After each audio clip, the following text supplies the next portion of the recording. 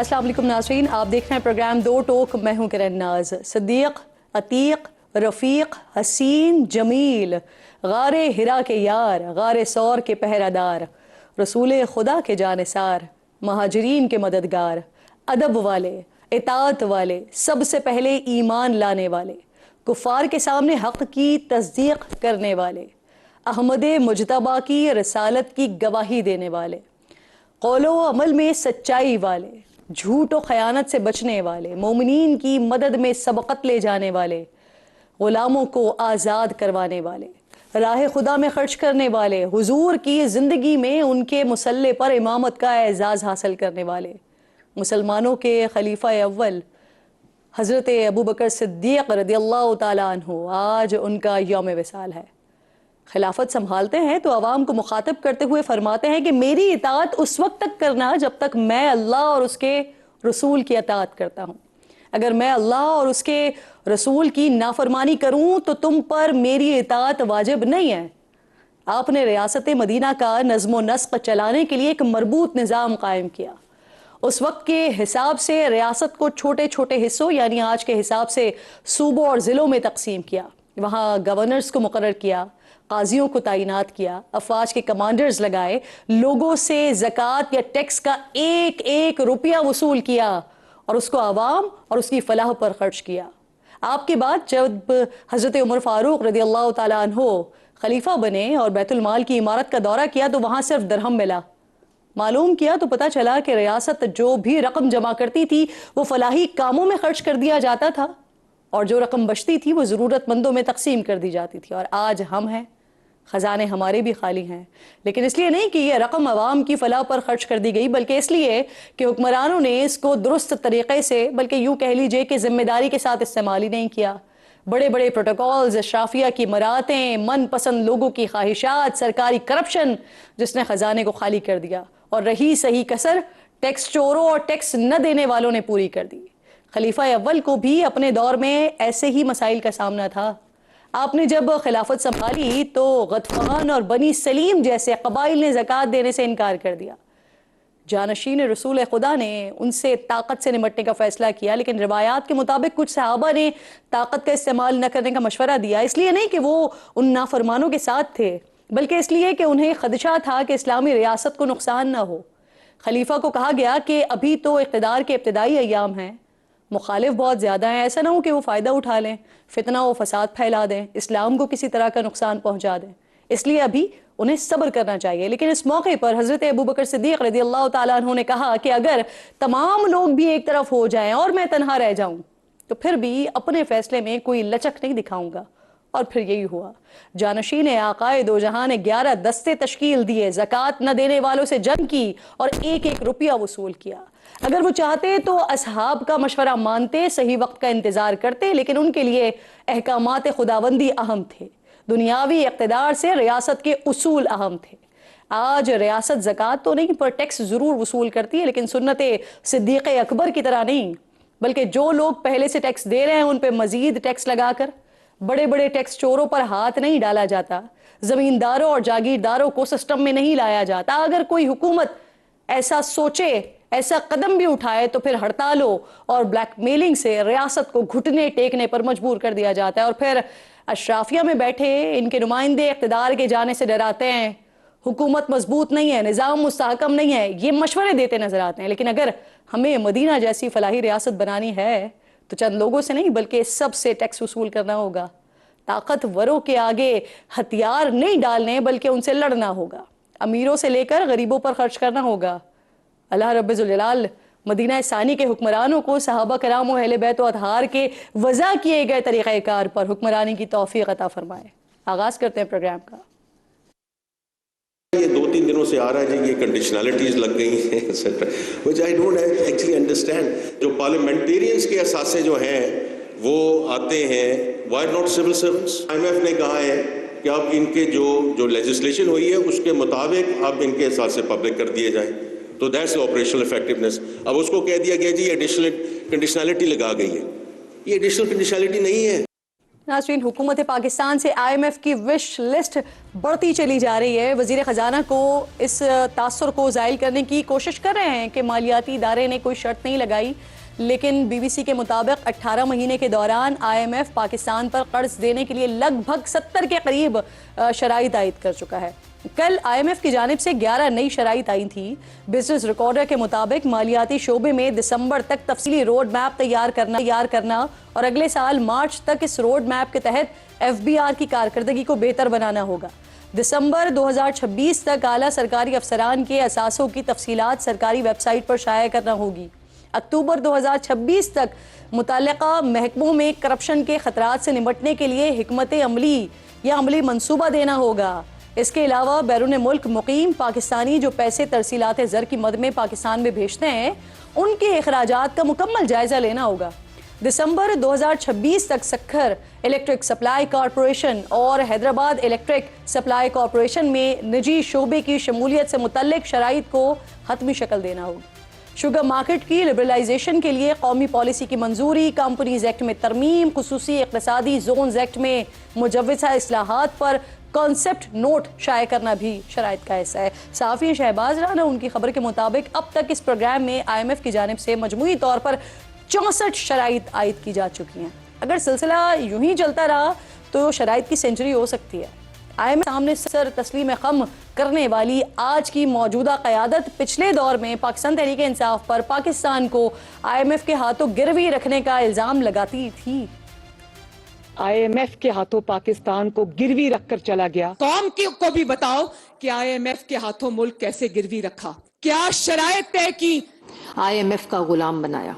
इमरान ने इस मुल्क की मईशत को इस तरह IMF के सामने गिरवी रखा जैसे इस मुल्क की माजी में किसी हुकूमत ने ना किया हो। नाज़रीन, जिस तरह IMF दबाव डालकर पिछली हुकूमत से डील करता था, आज भी वही सिलसिला जारी हमें दिखाई देता है। सिर्फ यही नहीं है, PTI के 1 करोड़ नौकरियों के दावे पर भी नून लीग बड़ा खुलकर तनकीद किया करती थी।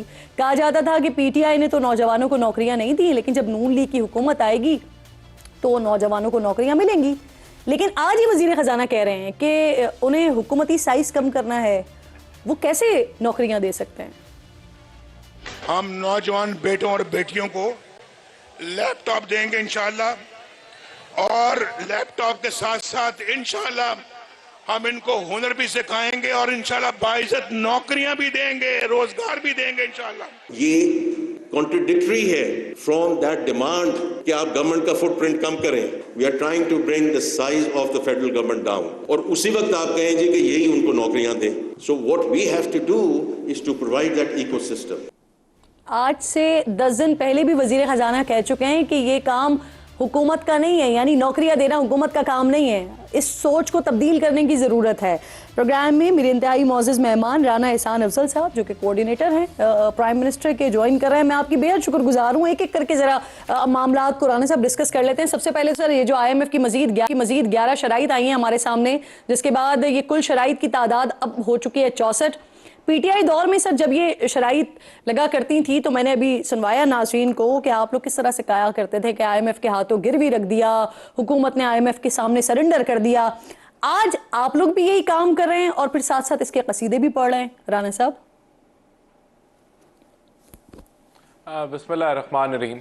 देखें, अगर हम उन शराइत को एक एक करके स्टडी कर लें तो पता चल जाएगा कि ये मुल्क के मफाद में शराइत हैं या पहले ही हुकूमत इस एजेंडे के ऊपर चल रही थी, जो कि लिंक हो रहा है IMF की इन नई जो 11 के करीब जो हैं। तो पहली तो FBR के ऊपर हैं, रिफॉर्म्स के ऊपर के finalise and publish a comprehensive reform road map.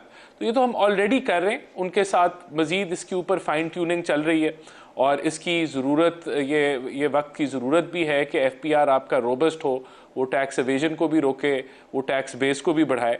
अब private sector participation in energy, Hesco और सेप्को का जिक्र आपने कर दिया, ये भी मुल्क के मफादात की बात है, पॉजिटिव बात है। तो ये ऐसे नहीं है कि ये IMF ने ये निकाला है, हम भी चाहते हैं और वो भी हमें कह रहे हैं। शुगर मार्केट की लिबरलाइजेशन पे पहले ही कमेटी बन चुकी है प्राइम मिनिस्टर की तरफ से कि इसको डीरेगुलेट किया जाए और इसमें जो हुकूमती इन्वॉल्वमेंट है जिसकी वजह से हमेशा उंगलियां भी उठती हैं उसको खत्म किया जाए। अब ये IMF की शराइत भी है और प्राइम मिनिस्टर ने पहले ही इसके ऊपर काम समझ रही हूँ कि आप ये चाहते थे और IMF को शायद आपने तजवीज दी और IMF ने आपके ऊपर ये शराइत किया, ये बाउंडिंग कर दी। तो सर अगर आप ये सब करना चाहते थे तो ये पहले ही क्यों नहीं कर दिया कि IMF को बताना पड़ा कि पहले आप ये सारी चीजें भी करें?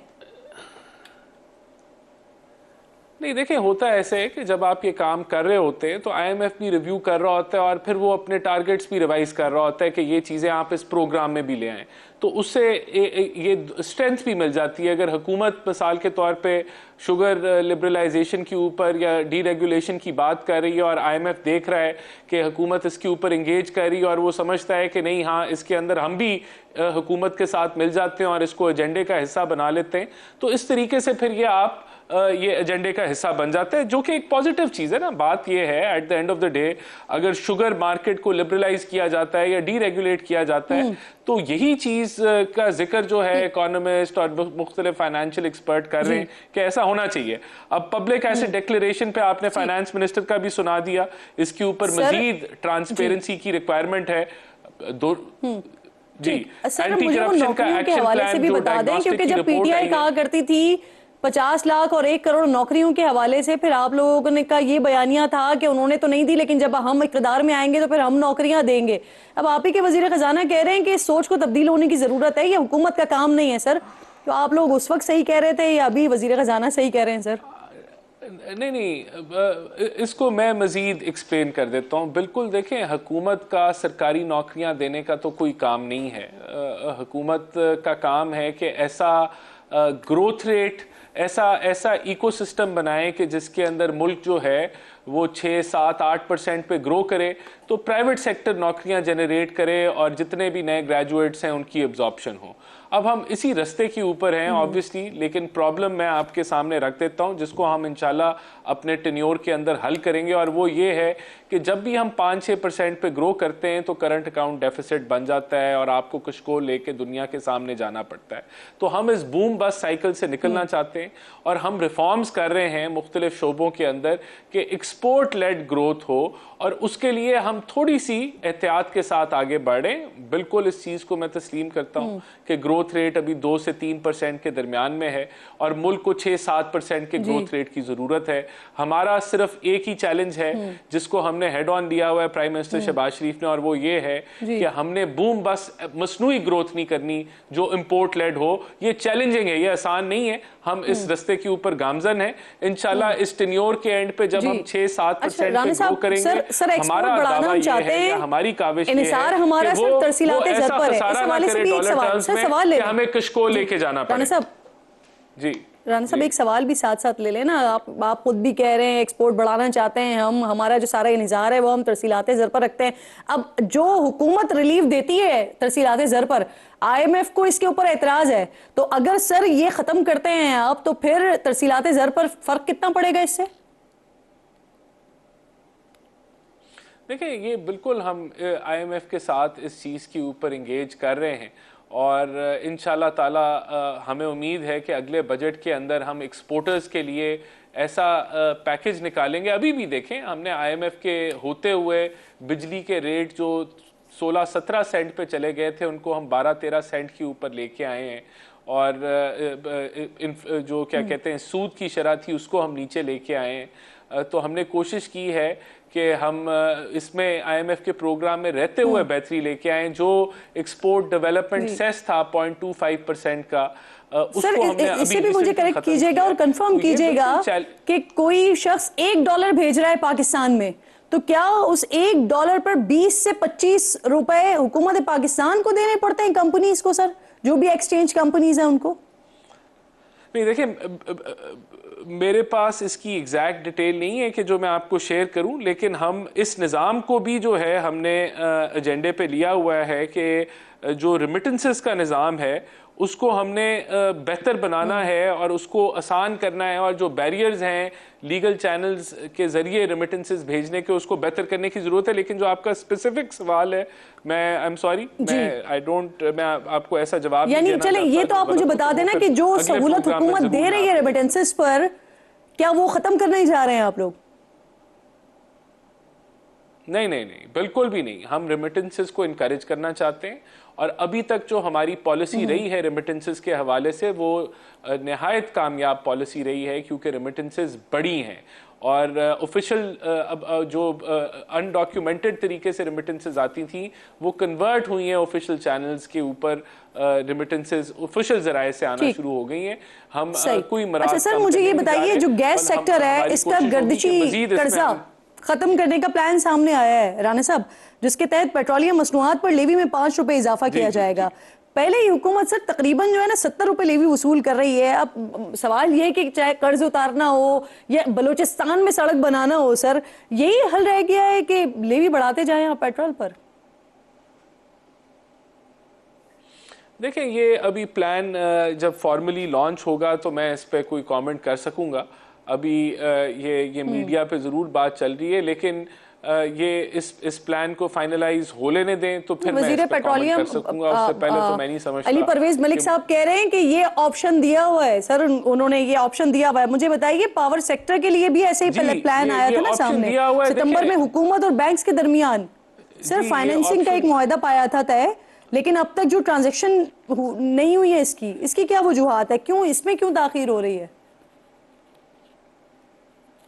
नहीं, देखें, ये इन चीज़ों को फाइनलाइज हो लेने दें तो फिर मैं कमेंट करूंगा। बिल्कुल इस तरह के प्लान्स हमेशा 3-4 किस्म के प्लान दिए जाते हैं। अब उसमें से कौन सा सिलेक्ट होता है तो वो हो जाए तो फिर हम उसके ऊपर बहस कर सकते हैं। सर हुकूमत की जानिब से क्रिप्टो एक्सचेंज, इसके हवाले से भी बाइनेंस से एक मुआहदा किया गया है। अब ये वैसे तो एक अच्छी पेशरफ्त है, लेकिन सर इस पर अमल कैसे होगा? क्योंकि पाकिस्तानी कवानीन के मुताबिक अभी तक जो क्रिप्टो करेंसी है उस पर तो पाबंदी है पाकिस्तान में, तो अमल कैसे होगा? देखिए, ये ऑब्वियसली ये जो अदारा बना है इसको रेगुलेट करने के लिए ही बना है, और अगर कोई ऐसी पाबंदी है तो उसको भी जो है वो स्ट्रीमलाइन किया जाएगा।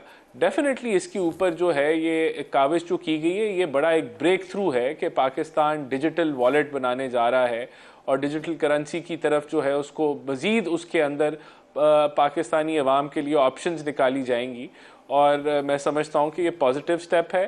बहरहाल इसकी डिटेल भी ये जो स्पेसिफिक है वो आपको दे सकता है, लेकिन मैं समझता हूँ कि इसके ऊपर पाकिस्तान बड़ी तेज़ी से मूव कर रहा है। और जो आपने बैन की बात की, जो रेगुलेटर है वो इन सारी चीज़ों को देख के ऐसा हल बनाएगा अवाम के लिए जो बेहतर। सर मुझे भी बहुत तेजी से मूव करना है राना साहब, और मैंने आपसे पूछना भी ये है सर कि अक़वाम मुत्तहिदा की जानिब से जेल में जो कुछ चल रहा है, जो सिचुएशन बनी हुई है खान साहब के साथ, मुबैना तौर पर नारवा सलूक, वो कह रहे हैं ना, तशवीश का इजहार किया जा रहा है उनकी तरफ से कि उनको आइसोलेशन में रखा हुआ है और कैद तन्हाई में उनको रखा हुआ है। तो कैसे देख रही है हुकूमत सर इस एतराज़ को और इस मुतालबे को? देखिए, ये मिस इन्फॉर्म्ड है, उनके पास सही इंफॉर्मेशन नहीं है। आपने अभी देखा था कि एक ड्रामा क्रिएट किया गया, इस हद तक बात और प्रोपोगेंडा चला गया कि खान साहब खुदा ना खास्ता हयात भी नहीं है, और एक मुल्क के मीडिया ने भी इस मुद्दे को उठाया। लेकिन जब उनकी मुलाकात हुई तो उनके सेहत के हवाले से तो कम बात की गई, और सियासी गुफ्तगू और ट्वीट्स जिस तरह की गई और जिस तरह NDU के कोर्स के हवाले से गद्दारी के फतवे लगाए गए वो ज़्यादा किया गया। तो मैं समझता हूँ कि ये मिस इन्फॉर्मेशन है। ना वो आइसोलेशन के अंदर हैं खान साहब, ना वो एक्सरसाइज की भी पूरी फैसिलिटी है, और उनके पास एक मुकम्मल स्पेस है, मौजूद है। प्रिजन रूल्स और जेल मैनुअल को इंश्योर किया जा रहा है, और उनका डॉक्टर को भी रिसाई उनके पास है। तो ये सारी गलत यानी आप इस मुतालबे को मुस्तरद करते हैं या बिल्कुल इग्नोर करते हैं कि ऐसा कुछ भी नहीं है? नहीं, ऐसा नहीं है ना जी। देखें, मैंने तो आपको अभी बताया कि इस हद तक प्रोपोगेंडा किया गया, और जब बात होनी चाहिए थी तो उस प्रोपोगेंडा को ज़िल्ज करना चाहिए था, उसके ऊपर बात, लेकिन बात सियासत की गई। तो ये PTI हमेशा प्रोपोगेंडा करती है और हमेशा झूठी साबित होती है, तो ये पहली दफा की बात तो नहीं है। तो हम इसको टोटली इस चीज को रद्द कर रहे हैं, कोई वो आइसोलेशन में नहीं है। जो कैदियों के हुकूक होते हैं उन पर भी तो अमल दरामद उसी तरह से होना चाहिए ना। बहुत बहुत शुक्रिया। राना एहसान अफजल साहब मेरे साथ मौजूद थे। नाज़रीन, पाकिस्तान तहरीक इंसाफ की बात हो रही थी राना एहसान अफजल साहब से, तो तहरीक इंसाफ ने अपनी 23 रुकनी नई सियासी कमेटी का ऐलान कर दिया है। इस पिक एंड चूज के बाद कहा जा रहा है कि तहरीक इंसाफ ने अपने बानी की मज़ाहमत की राह छोड़कर मफाहमत की डगर पर चलने का फैसला कर लिया है। कमेटी से अली अमीन गंडापुर, सेनेटर अली जफर, आजम स्वाति, कासिम सूरी, शाह फरमान, अली मोहम्मद खान, शाहिद खटक, मुराद सईद, हम्माद अजहर, शहरियार आफरीदी, अमजद न्याजी, आतिफ खान, रऊफ हसन, जुल्फी बुखारी को निकाल दिया गया है। नई तश्कील दी गई कमेटी में तहरीक इंसाफ के मरकजी नामों के अलावा जो दिलचस्प शमूलियत है अल्लामा राजा नासिर अब्बास और महमूद खान अचकज़ई की है, जिनका तहरीक इंसाफ से कोई ताल्लुक ही नहीं है। नोटिफिकेशन के मुताबिक नई सियासी कमेटी पार्टी की आला तरीन फैसला साज फोरम होगी। दूसरी तरफ सियासी कमेटी से बाहर किए गए अली मोहम्मद खान, जो कि पाकिस्तान तहरीक इंसाफ के कदरे नर्म मिजाज और पार्टी इख्तलाफात को सरेआम लाने से गुरेज करने वाले रहनुमा समझे जाते हैं, उन्होंने एक्स पर लिखा कि इमरान खान साहब की बनाई हुई सियासी कमेटी इस नाजुक वक्त में ख़त्म करने की ज़रूरत क्यों पेश आई। उन्होंने आरिफ अलवी समेत कई रहनुमाओं को सियासी कमेटी में दोबारा शामिल करने का मुतालबा भी किया है। इसके साथ नई कमेटी तश्कील देने और मेंबरान को निकालने का जिम्मेदार उन्होंने सेक्रेटरी जनरल सलमान अकरम राजा को ठहराया है। 2 दिन पहले ही 11 दिसंबर को सीनियर सहाफ़ी अंसार अब्बासी की खबर में दावा किया गया था कि पाकिस्तान तहरीक इंसाफ की क़यादत को वाज़े लफ्ज़ों में बता दिया गया है कि इमरान खान या पार्टी के सोशल मीडिया की तरफ से पाक फ़ौज और इसकी आला क़यादत के ख़िलाफ़ किसी भी तरह की तौहीन आमेज़ मुहिम या तज़हीक नहीं बर्दाश्त की जाएगी। और PTI की क़यादत इस पैगाम की संगीनी को खूब समझती भी है। खबर में यह भी दावा किया गया है कि PTI की पार्लिमानी सफ़ों में गालिब राय यह है कि सियासी हल का वाहिद रास्ता जो है ना वो बातचीत है। ताम इमरान खान के बयानात और PTI के सोशल मीडिया का बयानिया किसी भी पेशरफ्त की राह में बहुत बड़ी रुकावट बनता है। अब इसीलिए कोई मरकज़ी रहनुमा तहरीक इंसाफ के ऑफिशियल अकाउंट्स को ओन करने को तैयार नहीं है। सलमान अकरम राजा और असद कैसर जैसे रहनुमा भी ऑफिशियल अकाउंट को फ़ौज मुखालिफ बयानात को पार्टी पॉलिसी के खिलाफ समझते हैं। और जब उनसे पूछा जाए कि फिर ये सब कौन चला रहा है, कैसे चला रहा है, तो फिर लाइल्मी का इजहार कर दिया जाता है। इस मामले के दौरान फिर आज अक़वाम मुत्तहिदा के तशद्दुद के खिलाफ खुसूसी ओहदेदार ने इमरान खान की क़ैद तन्हाई ख़त्म करने का मुतालबा करते हुए कहा है कि बानी PTI की हिरासत के हालात को मुकम्मल तौर पर बैनुल-अक़वामी उसूलों और मयार के मुताबिक बनाया जाए। इसी सारे मामले पर बात करने के लिए अली मोहम्मद खान भाई मौजूद मेहमान है, पाकिस्तान तहरीक इंसाफ के अहम रहनुमा है, प्रोग्राम में मुझे ज्वाइन कर चुका है। अली मोहम्मद खान साहब, आपकी इजाज़त से एक छोटा सा ब्रेक ले रही हूँ, ब्रेक के बाद वापस आती हूँ और आपसे गुफ्तगू का आगाज़ करते हैं।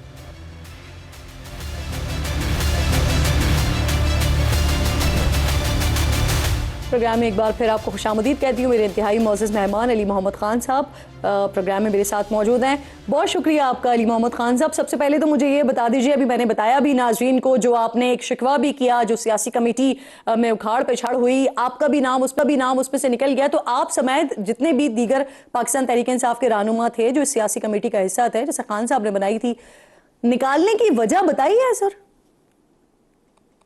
जी बहुत शुक्रिया। बिस्मिल्लाहिर्रहमानिर्रहीम। अल्लाहुम्मा सल्लि अला मुहम्मदिन व अला आलिहि व अस्हाबिहि वसल्लम। देखें, इस वक्त जो मेरे खदशात हैं वो सिर्फ एक वजह से हैं कि इमरान खान साहब से मुलाकात जो है वो तकरीबन बंद है हम सियासी लोगों की। और दूसरी चीज़ ये है कि पार्टी इस वक्त बहुत ही एक नाजुक टाइम है। इमरान खान साहब के केसेस मैच्योर हो रहे हैं और कभी ये बात की जाती है कि इमरान खान साहब की जेल चेंज की जा रही है, कभी उनकी मुलाकात बंद कर दी जाती है, अभी एक और केस से जुड़ने की बातें चल रही हैं। ऐसी हालत में मेरे ख्याल में कमेटी या तो चेंज नहीं करनी चाहिए थी, या अगर करते तो कम से कम कुछ सीनियर लोगों को उसमें रखना ज़रूरी था, क्योंकि बेसिकली मशावरत का फोरम है। लेकिन उसके बावजूद चूंकि राजा साहब ने जो है वो कमेटी बनाई है, तो मैं तो उनको यकीन दिलाता हूँ, क्योंकि हम कमेटीज या पोजीशंस के लिए तो पार्टी में है नहीं। हम तो उस जमाने से हैं जब इस पार्टी में कोई पोजीशन या कोई कमेटी थी नहीं। तो हम सपोर्ट करेंगे इस नई कमेटी को, और अल्लाह करे कि खान साहब की रिहाई के लिए किरदार अदा कर सके। लेकिन फिर भी मेरी तजवीज़ एक तो ये मैंने आपसे पूछा कि क्या आपको पता है, एक तो आप खदशे का इजहार कर रहे हैं ना, लेकिन क्या आपको बताया गया है कि क्यों आप लोगों को निकाला गया है? और दूसरा खान साहब मुझे ये भी फरमा दीजिए जी, आप मुझे ये भी फरमा दीजिए कि आपको लगता है कि ये जो नई कमेटी बनी है ये खान साहब की हिदायत पर, उनकी मंजूरी से बनी है?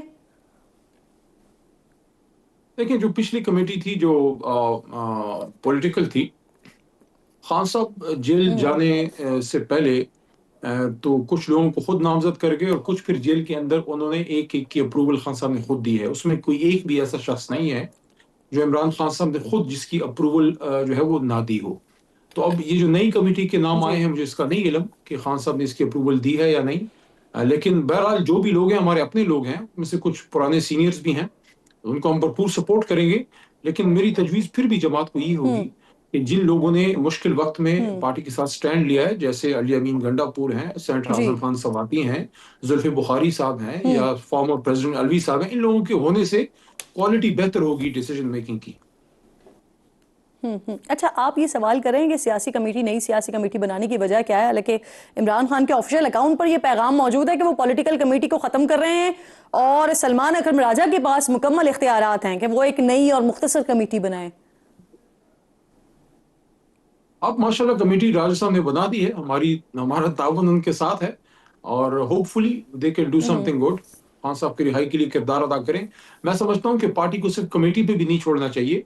इस वक्त पार्टी का जो भी फोरम है, पार्लियामेंटेरियंस हैं, सूबाई हुकूमत है, फिर कोर कमेटी जो आईनी तौर पे सबसे बड़ा फोरम कोर कमेटी ही है, वो भी अपनी जगह इंटैक्ट है, उसका मैं मेंबर हूँ। तो इन सब कमेटियों को, सब लोगों को अपना एक किरदार अदा इसलिए करना है। इमरान खान साहब सिर्फ तहरीक इंसाफ के वर्कर का तो लीडर नहीं है। 3/4 पाकिस्तानियों ने इमरान खान को वोट दिया है।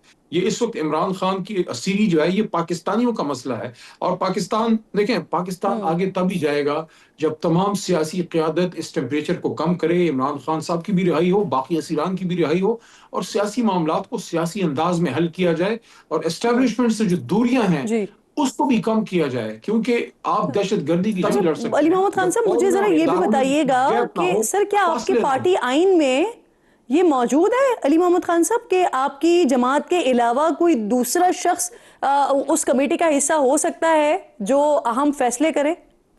नहीं, आइन के मुताबिक तो कमेटी में कोई और पार्टी का, किसी और पार्टी का शख्स नहीं हो सकता, लेकिन चूंकि हमारी एलाइज हैं और अपोजिशन लीडर इनको नामजद किया है, तो इस वजह से उनको एक स्टेटस दिया है। May be by special invitation इनको बुलाया जाए, एज ए मेंबर नहीं, बाय स्पेशल इनविटेशन। शायद ये तरीकेकार राजा साहब अपनाएं। नहीं सर, वो मेंबर है ना, जो पाकिस्तान तहरीक इंसाफ का ऑफिशियल स्टेटमेंट आया है, उसमें तो जो लिस्ट है उसमें वो कमेटी का हिस्सा है सर, महमूद खान अचकज़ई साहब और अल्लामा राजा नासिर अब्बास साहब। नहीं, उसकी क्लैरिटी आ जाएगी मेरे ख्याल में। इस तरह के कोई भी जो हमारे एलाइज हैं मीटिंग में वो आ सकते हैं बाय स्पेशल इनविटेशन, क्योंकि मेंबर तो पीटीआई का कोई मेंबर ही हो सकता है, बाहर का शख्स जो है वो बाय एज ए गेस्ट आ सकता है, उसमें शिरकत कर सकता है, अपनी राय दे सकता है। वैसे ये क्योंकि कमेटी का हिस्सा है, इसलिए मैं बारह आपसे ये सवाल पूछ रही थी। मुझे ये बताइए, पार्टी सेक्रेटरी जो सलमान अकरम राजा साहब हैं, इनका पार्टी में बढ़ते हुए किरदार ऐसा नहीं है कि इस पे आज बात की जा रही है। सर, माजी करीब में बैरिस्टर गौहर साहब भी इस बात पर नाराजगी का इजहार कर चुके हैं, बरहमी का इजहार कर चुके हैं। शेर अफजल मरवत साहब, उनको पार्टी से निकाला गया, वो भी इसका जिम्मेदार सलमान अकरम राजा साहब को करार देते हैं। अली जफर साहब और सलमान अकरम राजा साहब के दरमियान कुछ अरसे पहले खटपट भी हुई थी। तो क्या आपको कमेटी बदली के पीछे एक यही वजह नजर आती है या मल्टीपल वजूहात हैं? नहीं, मेरा ख्याल है हमें इन तनाज़ात में नहीं पड़ना चाहिए। उनको, राज साहब को खान साहब ने ही सेक्रेटरी जनरल लगाया है और गौहर साहब को खान साहब ने चेयरमैन लगाया है। हमने उनको सपोर्ट किया है, कभी उनकी एहसास भी नहीं दिया कि आप पार्टी में नए हैं या आप जो हैं अचानक से बड़े ओहदे पे आ गए। नहीं, भी सपोर्ट देम, क्योंकि खान साहब ने उनको नामजद किया है। और दूसरा, इस वक्त सूरत हाल ऐसी है कि हमने इन लड़ाइयों में पड़ने की बजाय बड़े इशूज पे फोकस करना है, इमरान खान साहब की रिहाई पे फोकस करना है। सही, आप मेरे साथ ही मौजूद रहिएगा। एक लेना है मुझे, ब्रेक लीजिए नाज़रीन, वापस आइए।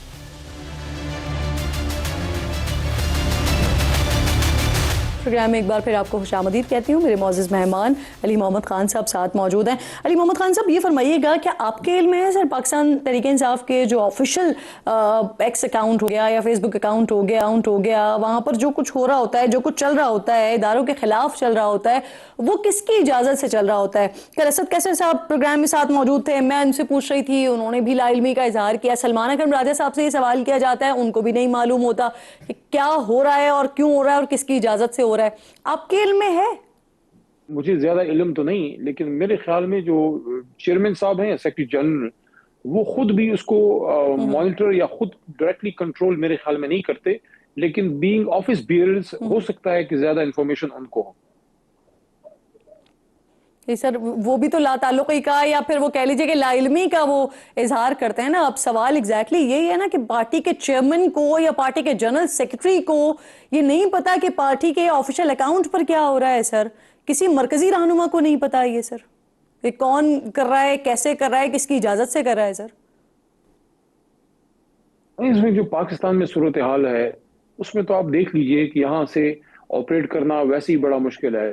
तो इस सूरत हाल में मैं नहीं समझता कि चेयरमैन गौहर साहब या सलमान राजा साहब या शेख वकास साहब जो कि हमारे इंफॉर्मेशन सेक्रेटरी हैं, वो इन चीज़ों को खुद डायरेक्टली देखते हैं, तो उनके नॉलेज में मेरे ख्याल में ये चीज़ें नहीं है।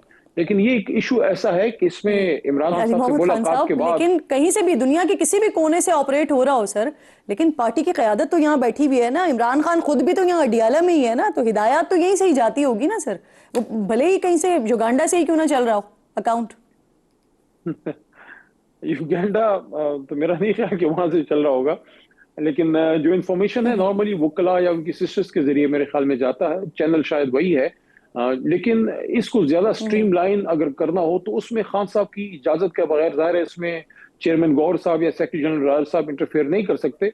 तो मे बी अगर खान साहब से उनकी मुलाकात हो उसके बाद ही उस पर कोई वो राय दे सकते हैं। खान साहब देखें, एक तो चले उनकी इमरान खान साहब का स्टेटमेंट, जो उनकी बहन गई मुलाकात के लिए, वो आई और उन्होंने आके बताया और वो चले सोशल मीडिया पर आ गया।